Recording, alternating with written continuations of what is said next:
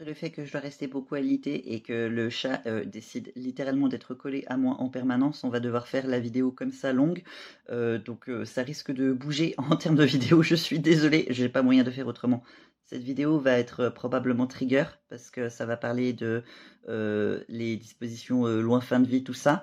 Mon point de vue, ma perspective en tant que Suisse, donc qui vient d'un pays où ce genre de choses existe déjà, mais particulièrement en tant que personne qui suis membre et qui a été, enfin, qui a voulu utiliser ce genre de choses et qui est éligible encore aujourd'hui à utiliser ce genre de choses. Alors, je veux vous expliquer un petit peu pourquoi, en fait, effectivement, les risques de dérive qui sont criés par mes adelphes en France sont vraiment à prendre au sérieux.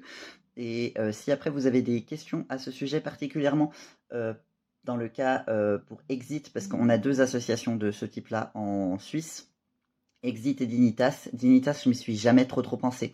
Les personnes qui viennent de l'étranger généralement utilisent Dignitas, enfin même pas généralement, que Dignitas en fait, parce que Exit ne s'occupe pas des personnes qui ne sont pas en Suisse. Mais voilà, du coup pour Exit, je connais assez bien parce que je m'y étais pas mal penché et je crois que c'était en 2022. Ils avaient fêté, il me semble, leurs 40 ans ou leurs 50 ans et j'avais lu tous leurs fascicules de leur anniversaire, de leur histoire, tout ça.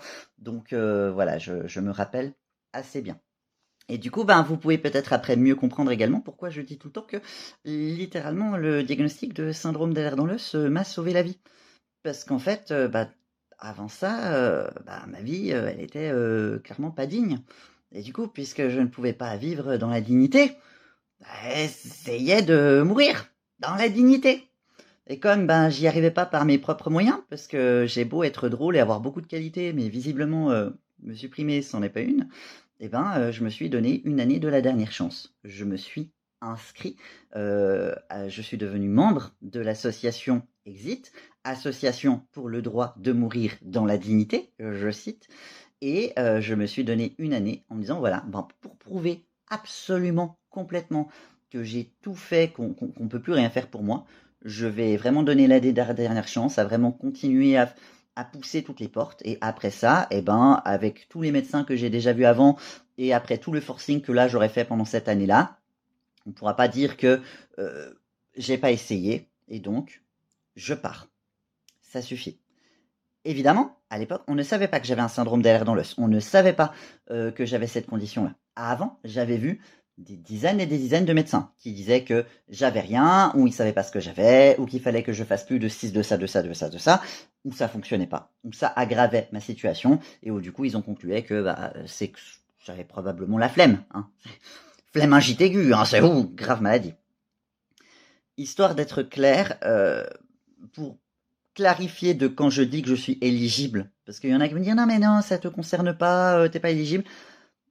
Pour être clair, les conditions d'éligibilité de ce genre de prestations, pour Exit, il faut être membre de l'association, c'est fait. Il faut avoir un délai de carence, hein, donc c'est pour ça que je m'étais donné une année de la dernière chance.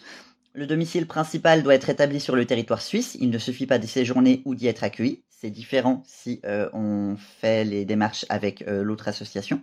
Il faut être majeur, 18 ans révolus, c'était bon.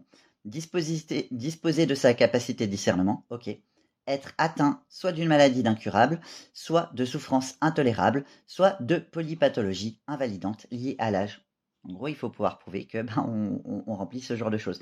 Et c'est à peu près ce genre de situation également pour Dignitas. C'est notamment pour ça, pour les personnes qui s'en rappellent, parce que ça avait beaucoup buzzé. Je vais pas donner son nom parce que j'ai pas envie que ça renvoie du buzz, parce qu'elle a eu énormément de backlash et de violence par rapport à ça. Et aux dernières nouvelles, je suis pas régulièrement son compte vue, mais c'est pas des dispositions qu'elle veut utiliser maintenant, et tant mieux hein, pour elle. Si j'espère qu'elle veut continuer, qu'elle peut continuer à vivre le plus longtemps possible. Hein, c'est ce que je souhaite pour tout le monde, mais il y a une créatrice de contenu connue qui avait partagé son désir d'utiliser ce genre de prestations et de venir en Suisse à l'époque. Et ça avait fait énormément de bruit. Et elle s'était pris d'ailleurs une vague de harcèlement absolument ignoble par rapport à ça. En France, la manière dont c'est formulé, c'est un peu différent tout ça. Mais bon, s'il y en a qui continuent après d'aller en Suisse ou ailleurs, eh ben ils vont assouplir les réglementations. D'autant qu'il y a pas mal de fric à se faire là-dessus. Et puis que bon, ça coûte cher les handicapés, il faut les entretenir, tout ça. De toute façon, il n'y a pas assez de médecins, il n'y a pas assez de trucs, tout ça. Et puis bon, ils nous font quand même un peu chier. Est-ce que c'est pas mieux plutôt que d'investir dans le système de santé, de les pousser vers la porte?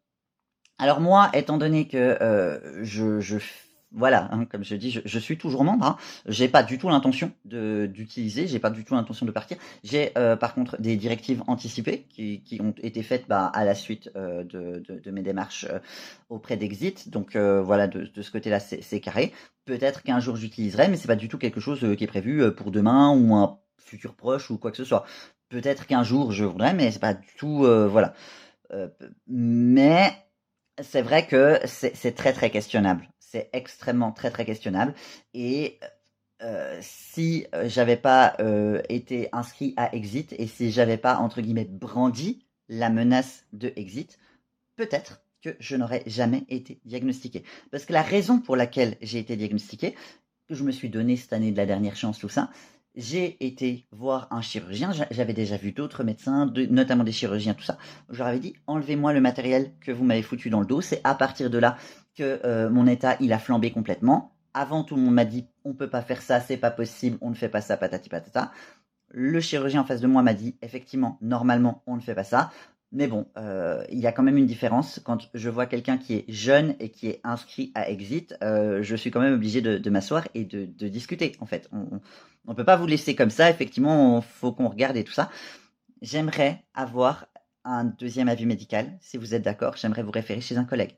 Ce collègue-là, je ne savais pas quelle était l'intention de ce médecin, j'ai jamais su ce qu'il a vu chez moi à ce moment-là. Il m'a envoyé chez son collègue m'a diagnostiqué d'un syndrome d'air dans le hypermobile que je ne savais pas que j'avais, je ne cherchais pas un autre diagnostic. Si j'avais pas brandi la menace d'Exit, est-ce que j'aurais été pris au sérieux de la même manière? Est-ce Peut-être pas, peut-être pas. Si j'avais une présentation qui était différente, si je faisais partie de d'autres minorités, si je faisais partie de classes de la population qu'on veut absolument exterminer, puis qu'on se dit que de toute façon, ça en vaut pas la peine et que ça se voyait dès le début. Je pense notamment à certaines personnes racisées, des personnes des fois qui parlent pas bien français. Si je paraissais queer à ce moment-là, ce genre de choses, que je tombe sur certains médecins bigots et compagnie, ce serait peut-être dit que ça les aurait peut-être arrangés, ils m'auraient peut-être pas aidé non plus. Voilà. Alors on m'a pas clairement poussé, on m'a jamais proposé d'utiliser Exit. C'est un sujet extrêmement tabou en Suisse. Quand on en parle avec des professionnels de santé, généralement ils veulent pas en parler, ils détournent le sujet, ce genre de choses. C'est pas quelque chose où je sens qu'on veut nous pousser vraiment à ça. Par contre, le système fait qu'on va priver les soins et que ça va pousser là-dedans. Si les gens ne sont pas soignés, si les gens n'ont pas un diagnostic, ça va pousser là-dedans. Et je pense que la France est un pays où ce risque est bien plus fréquent parce que vous avez beaucoup plus de déserts médicaux, l'accès aux soins est beaucoup plus compliqué, selon moi. Du coup, le risque est encore plus important. Du coup, voilà. Et on a un marché noir de ces potions pour la fin de vie en Suisse. Il y a une émission de la RTS qui a été faite à ce sujet. Du coup, j'imagine qu'il y aura ce genre de problème en France aussi. Marché juteux là aussi de ce côté-là.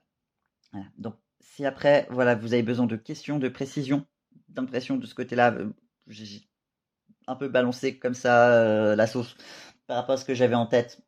Je peux essayer de faire. Je ferai en fonction de mes cuillères, de mon énergie, en sachant que j'en ai pas beaucoup en ce moment et que je prends beaucoup de temps à m'occuper de ce machin qui est collé à moi, qui est très en souffrance en ce moment. Donc, mais effectivement, quand les personnes en France s'inquiètent et alertent et gueulent, il y a des bonnes raisons. La priorité, c'était pas ça du tout. La priorité, c'était d'améliorer le système de soins. C'est pas que c'est pas important, c'est pas qu'ils n'en veulent absolument pas. C'est que c'était pas du tout la priorité et que du coup, ça donne vraiment l'impression que la priorité, c'est que vous dégagiez parce qu'on veut finalement pas vous soigner. Et si du coup, de plus en plus de personnes sont désespérées et utilisent ce genre de service, finalement, on n'a plus tellement besoin de les soigner. Regardez, ils sont plus tellement là les malades, ils sont plus tellement là les handicapés. Et ça va continuer à banaliser l'eugénisme, qui est de plus en plus banalisé, et ça va continuer à aller de ce sens-là. Voilà.